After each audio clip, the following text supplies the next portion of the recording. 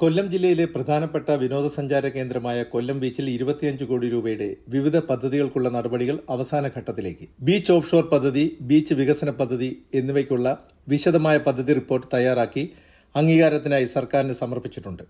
25 കോടി രൂപയുടെ വികസന പ്രവർത്തനങ്ങളാണ് കൊല്ലം ബീച്ച് കേന്ദ്രീകരിച്ച് ആരംഭിക്കുക. പദ്ധതികളിലൂടെ ബീച്ചിന്റെ നീളം ഇരുവശങ്ങളിലും വർദ്ധിപ്പിക്കും. ബീച്ചിനെയും തൊട്ടുമുൻപിലുള്ള റോഡിനെയും വേർതിരിച്ച് അധികം ഉയരമില്ലാത്ത ഭിത്തി നിർമ്മിക്കും. ഭിത്തികളിൽ ചിത്രങ്ങൾ വരച്ച് മനോഹരമാക്കുകയും ചെയ്യും. ഇതിനോട് ചേർന്ന് നടപ്പാതയും ഇരിപ്പിടങ്ങളും ഒരുക്കും.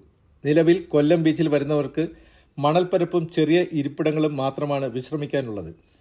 അപകട ഭീഷണിയിൽ മുങ്ങി നിൽക്കുന്ന കൊല്ലം ബീച്ചിനെ ഈ പദ്ധതികളിലൂടെ സുരക്ഷിതമാക്കാൻ സാധിക്കുമെന്നാണ് പ്രതീക്ഷിക്കുന്നത്.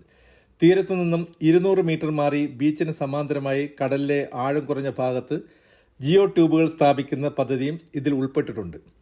കൊല്ലം ബീച്ചിന് കേരളത്തിലെ മറ്റു ബീച്ചുകളേക്കാൾ ആഴം കൂടുതലാണ്. അതിനു പുറമെ തീരദേശ മണ്ണൊലിപ്പിന്റെ തോത് ഉയർന്നതും ബീച്ചിന് ഉയർന്ന ചെരിവുള്ളതിനാൽ വലിയ തിരമാലകൾ കടന്നു വരുന്നതും അപകടം പതിവാക്കുന്നു. ബീച്ചിൽ ഇതിനോടകം 100ഓളം പേർക്ക് ജീവൻ നഷ്ടപ്പെടുകയും ഒട്ടേറെ പേർ അപകടത്തിൽ പെടുകയും ചെയ്തിട്ടുണ്ട്.